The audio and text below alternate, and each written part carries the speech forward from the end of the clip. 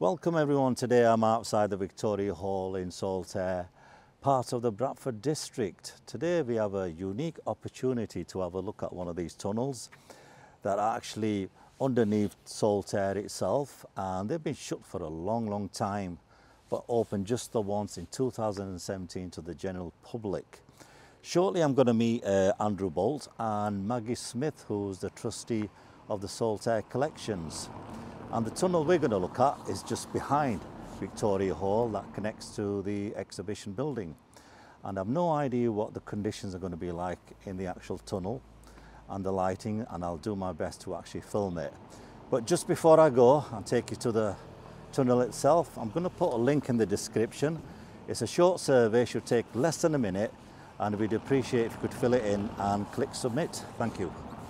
So here we are, back of the Victoria Hall on Exhibition Road, and I believe the tunnel is right underneath here and goes across to the exhibition building, and we shall meet Maggie and Andrew right underneath. We've had this unique opportunity today to come and see a tunnel that's underneath Victoria Hall in Saltaire, and we're joined by Maggie here, that's the specialist on the subject.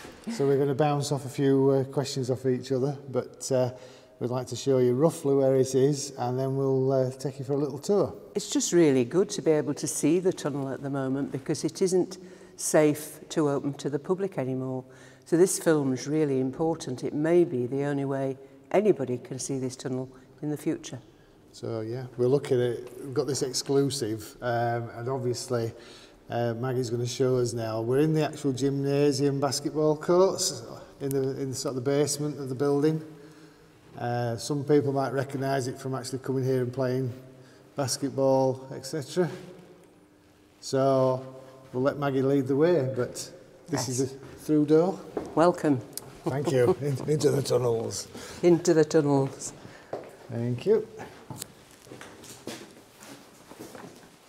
So here we go. So here we are. Now, roughly, we're at the back of the building. I don't know if you can see the roof. We've got some iron girders, and looking at it, the road is directly above us.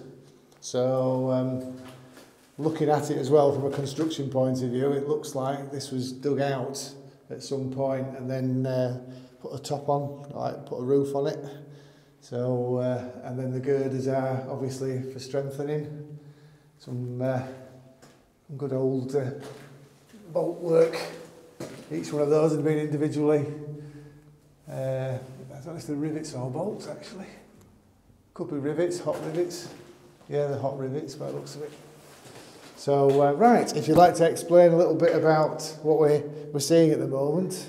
So why is there a tunnel that's quite short underneath Exhibition Road? Well, the answer is it was built for the Royal Jubilee Exhibition, or the Yorkshire Royal Jubilee Exhibition, in 1887. Okay. And Sir Titus Salt had died by this point. Yeah. Salt's business was in a bit of a financial crisis. Yeah.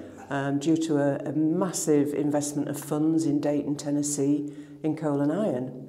So the business didn't have the money to build a new building, but in Victoria Hall itself, there was insufficient space for all the students, usually textile workers, to study art and science. Both subjects were very important to textiles in terms of textile design, the science of dyeing, and all sorts of finishing processes for cloth, amongst just a few. So the only way Titus Salt Jr. could think of to actually raise a new school of art and science was to hold a big exhibition, art exhibition, and in order to do that, he mortgaged the schools across the road from Victoria Hall, the high schools. He was chair of the school governors, and he mortgaged Victoria Hall. Yeah. So he got the money and built a new building, unsurprisingly called Exhibition Building. So there's a fantastic plan here of the Saltaire estate, if you like, and we are stood, I believe, just exactly right. There. Yes. Okay. So we're at the rear of the building in the basement, and the tunnel itself runs across where it actually says O and A on road, across to this building here. Okay, so you get a good idea of its location. Okay, so Maggie, would you like to show us where the actual exhibition was in relation to where we are?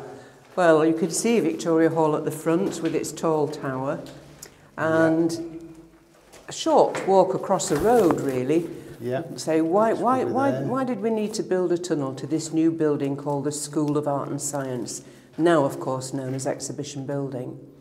Well, royalty were coming to open the exhibition, and artworks were in both Victoria Hall and Exhibition Building itself. Most of the other structures around that you can see were temporary for the exhibition as part of a great garden. It's like a garden area there. And exhibition hall. That's right. The exhibition hall was temporary. So all in all, a huge amount of area to show art and the most modern technology. The art itself and the technology proved to be very difficult for those running and organising the exhibition to find. William Fry, who was secretary to the school governors, was in despair halfway through 1886 because so many people were also planning exhibitions to mark Queen Victoria's Golden Jubilee. So he was really struggling to find both exhibitors and staff. Yeah. So again, it was to entertain sort of people from afar, put Saltaire on the map, bring it up to modern times. I mean, I can see here we've even got rides. Yes. So is that a toboggan? It is. Yeah. And I believe there was a Japanese house. That's right, tea house and a Japanese village. Yeah, was that connected with Shipley Glen in any way or form? The gentleman who created the fun fair on Shipley Glen bought it after the exhibition and moved it up there. So there was a Japanese garden at Shipley Glen. Japanese garden at Shipley Glen. So that's where that came from. But there was a coloured fountain in the middle of that park, 102 square feet of space, none of which had been used before. So the streets that are there now, Maddox Road, Smith and Baker Street, of course, weren't there at all. This was just a big open area. All terrace houses now, isn't it? In this it's all space. terrace houses now, Right. Just out of interest, again, on this plan from the Weekly Telegraph of 1887, you can see that's where we stood. And there's the subway, it's actually marked on this plan. So we're actually stood in there now. And the exhibition, the scope of it, you've got your toboggan run there, you've got your Japanese house there, but all the displays that were in the exhibition hall. And again, these are all now streets where people are living, so some people won't even know that this ever happened where they're living now. In the Saltaire collection, we have an amazing object. It was dug up sometime in the 1990s when the old polytunnels were being taken out and to be replaced. And it is a huge stone, looks like a Japanese figures leaning on a pillar. And when it was found, of course, we were very excited, and we can only assume it came from the Japanese village. We sent off pictures of it to the Victorian Albert to see if they could tell us more about it. And rather oddly, it turns out to be Chinese figures, not Japanese. But perhaps the person providing the Japanese village used anything that looked sufficiently oriental. At the time, so we're very pleased we have a bit of the exhibition in our collection. It's very big, very heavy, and we're told it's not worth anything. How sad. That sounds like it was done on a budget. Well, let's talk about then the actual opening, because obviously we had royalty, I believe. Is it Princess Beatrice or Beatrix? Princess Beatrice is how she's commonly known, and Prince Henry of Battenberg was her consort. She was the youngest daughter of Queen Victoria, and I suspect Titus Salt Jr., who previously had put up the Prince of Wales on a much earlier visit to Bradford, I think he was, hoping that the royalty coming here would be sufficient of a draw to bring many people in. And you can see the soldiers and the pomp and the ceremony. Of course. And I suspect that maybe this tunnel has something to do with the royal visitors being able to move from one hall to another. Freely, without interference. I believe as well that she had some quite posh lodgings at Milner Field. She did indeed, and we have in the collection, Saltaire Collection again, we have some beautiful china and some very beautiful hand-painted little place cards and menus, all done by Titus Salt Jr.'s wife, Catherine Crossley Salt. Yeah. So the collection are very proud of some of these items that we have. So we've got, I guess that's the original, well, taken from the original brochure of the time, programme of the proceedings. And it's important to note that it's the Salt School Shipley, which Titus Salt Jr. was very proud of, quite rightly. And the Salt School governors had to be have the land for the exhibition and the building, the new building, conveyed to them from the salts business. So there is in Wakefield a registry office a copy of the minutes saying that the schools were handed over the land. So, as we're walking through the display, this marvellous display that's been put on, special for us this evening anyhow, there's something on the floor here which I think Maggie can explain to us, because I've just crossed the border apparently. Yes. I'm in another part of the country, or am I? Yes, you need a passport to be on that side, or perhaps a passport to be on this side. This tape is a reminder that that is the end of the World Heritage boundary. So the World Heritage site that was agreed by UNESCO as actually being a World Heritage site ends in the middle of Exhibition Road, hence in the middle of this tunnel. Very sadly, because Exhibition Building wasn't in Sir Titus Salt's original plan, it wasn't agreed for inclusion in the UNESCO boundary. It's like an afterthought after his death. I feel very sorry for Titus Salt Jr. because particularly as the tragic events unfolded after the exhibition. It's well, there you go. I'm over both bits now. World Heritage, not World Heritage. Shipley. There you go. So we'll carry on again, and we've already mentioned the princess, and there's a rather good portrait. There'll be some people out there that are very interested in the royals and may not have seen that one, but it is signed by her, which is rather lovely. So although she's quite a lot older there than when she opened the exhibition, it is lovely. Official no, it's actually no, it's signed on the correct year. I'm mistaken earlier. Yeah, so 1887. It could be a fan.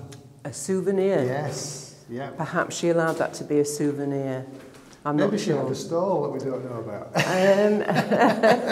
She certainly had a very lovely dinner looking at the menu after opening the exhibition.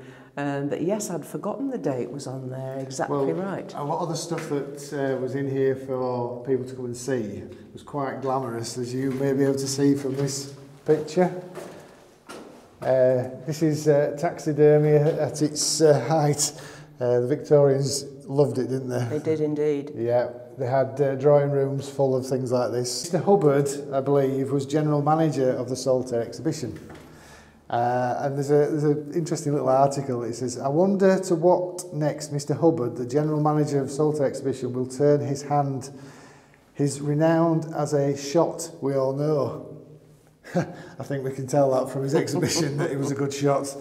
But yeah, a few weeks ago we saw him, an engineer, conducting and arranging for the pumping of water from the quarries for the use at the exhibition. So he also composed scenes of the Crimean War, a piece of attraction for the visitors. So yeah, this is the general manager's work. Yes. We believe that that's Horniman's walrus, which is quite famous, very, very large, and now back in the Horniman Museum. And it is really interesting because very early on in the planning, in 1886, as this building across through the tunnel was being built, Yeah. the governors of the school and the Secretary William Fry were really struggling to get anyone to exhibit or to provide artwork. And in fact, all the school governors had to start taking part in that. They did achieve one of the most modern railway engines. They did achieve the biggest outdoor marquee in England at the time. And they achieved collections like this, but it was all rather at the last minute. We had a few famous names, I believe. Fattorini's had watchmaking demonstrations. Yes. They had some ladies sat out showing how they were constructed. But everything from, which ties in with this, there was a stall for guns at the time. Again, a whole different world. It was. I mean, Rifle Drill Hall is just behind us in the building we came through. And drilling, because of the Crimean War, the Boer War was later on, it carried on well into the 20th century. What's interesting to me is that the difficulties about getting exhibits were because where is this little place? It's so obscure. Yeah. It's only been there a few years. Why do you want to have an exhibition there? Yeah. And of course, everybody in the big cities were already planning their Royal Jubilee exhibitions. Poor Titus Jr., he was up against it in terms of competition. Yeah. So again, the exhibition itself, you can see from this illustration, it's like a mini Crystal Palace. It is. Yeah. It was probably, the idea for holding them was probably based on a much earlier 1851 exhibition for Queen Victoria. And that hall, that exhibition hall, is very similar, but much smaller, of course, than Crystal Palace. It's quite a thing to contend with when you look. See, that's the hall. Again, we're stood in the tunnel at the minute. This is the main road, Saltaire. And you can see all the different stalls set out. So yeah, you get a feel for what was going on from that 2D to a 3D image. Yes, lots of plants would have come from the greenhouses at Milner Field and also Edward Salt's 𝗤𝗏𝗄𝗏 estate. And a lot of the artwork in the end came from the Prince of Wales' own catalogue, his own paintings. So they did succeed in getting a very varied exhibition with lots of technology. You can see the ship as well as art. The very sad thing was that despite having over 800,000 visitors, 300,000 season ticket holders, 300,000 railway ticket holders, the exhibition did not succeed financially.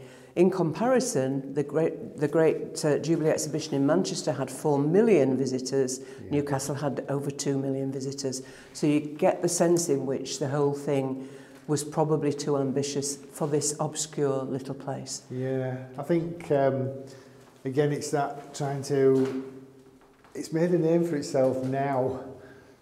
And that's the main thing. It's still here. Yes. So it did something.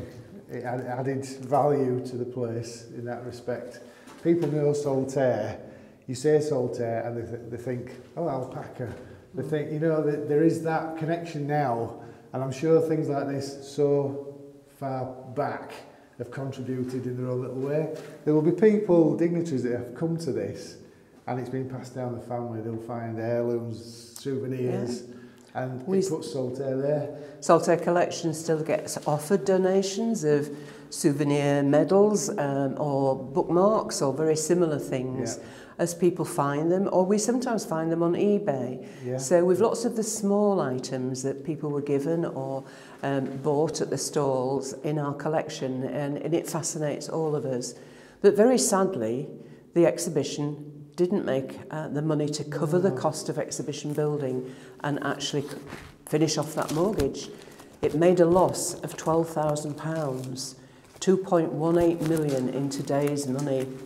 A huge debt to leave with the Salt School governors. And really tragically, the day that Titus Salt Jr. was going to meet the school governor's executive committee who'd organised the exhibition, he fell ill at the mill, went home, had some light lunch, had a walk in the garden and went to lay down in the smoking room. And as the newspapers put it, was immediately taken worse. And at age 44, he died of a heart attack. Oh dear. So yeah, it's certainly been a strain. I think people. he was known to have some heart condition prior to this, but given the financial issues with Dayton and the amount of cash flow problem that had caused, because Dayton became another Saltaire in America, with huge blast furnaces, railways, a whole town built. And it all must have been too much for this very young man who was only 10 years of age when the mill was opened. He was the one son who most wanted to be like his dad. The good thing for him was that his wife and William Fry and many others worked for many years to pay off that debt for the salt schools. Catherine was particularly active in that. And ran a huge fancy fair some years later, which raised £3,600 to pay off the debt. So by the time it got to changes to local government and the emergence of urban district councils like Shipley, roughly half the debt remained. And the Salt family, Edward and others, were the people who'd worked hard. So their conscience and their, if you like, their principles were to be admired. This is an example of the fruit of Titus Salt Jr.'s work. It's the main hall in Exhibition Building. It's exactly the same as it was then as it is today. So this tunnel went through into that building? It still does. We'll look at the door in a minute. But the thing about the art and science was Titus Salt Jr. was very keen that students who were studying art or science had examples around them to inspire them. So is that Titus there? That's Titus Salt Senior, yes. Yeah. That's not the one that's out in the entranceway, is it? Oh, no. So sadly for him, the school started straight away, and the following year was formally opened as a technical school and has continued to provide vocational education ever since 1888. So if only he knew that his dreams of a memorial to his father came true, that young people have had vocational education in the same place, in the same building now for a very long time. And I always feel particularly sad that he won't know that. But his family did, and his descendants do, and they're very proud of it. It looks like great painters. Yes. They only become valuable after they've gone. But then you could talk about 𝗍𝗵𝗍𝗆, who's obviously exhibits at Salt's Mill, who already knows that he has left a massive legacy. Yes. So yeah, I can see where you're coming from. He must have died knowing that the business might collapse, which it did in 1892. So not long after he died, 4 years later, the business was in administration and bought by 4 woolmen, including James Roberts. So he didn't know. Fortunately, his wife, his children, and all the other members of the family, all the descendants today, and we're in touch with a great many of them, are very proud of him. So Nicholas Salt in particular, whose great-great-grandfather he was, great-great-great-grandfather, you know, is very proud to come into Exhibition Building and know that, you know, he's descended from the line of an ambitious young man, but one who was courageous and took really quite a lot of risk in developing this building that is still used today. So we're in this tunnel now, which just looks like a tunnel, but it has absolutely a huge story, as you can see, and is a very important part of Saltaire's history. And it connects 2 worlds of the same period, but obviously now the college still is through them doors there. Unfortunately, we can't go any further, but that door goes into a college tutor's office who once upon a time in 2017 did have to clear all her things so that we could take visitors to the tunnel through, but because it's not particularly safe anymore with water coming in, it's unlikely that it will ever open again to the public. So I'm really pleased that your team, Bradford Through The Lens, have given this opportunity for people to see it. So we'll just have a quick walk through the tunnel. You can see it's we are underneath the tarmac road. You can see the cast iron girders above, and Yeah, it's pretty damp. You can see where the paint's starting to peel off. This was probably constructed roof off, bricked and then roof on and then tarmacked over. So we're coming to the end of the tunnel now. We can't go through here unfortunately, but you know, you've learnt something new today, which we didn't know about this, so it's been pretty interesting. Now, in the description, we have a survey that we've been asked to add, and if you please fill it in for us, that'd be great. Give us some feedback, and also in the description, any comments or anything you want to leave as well.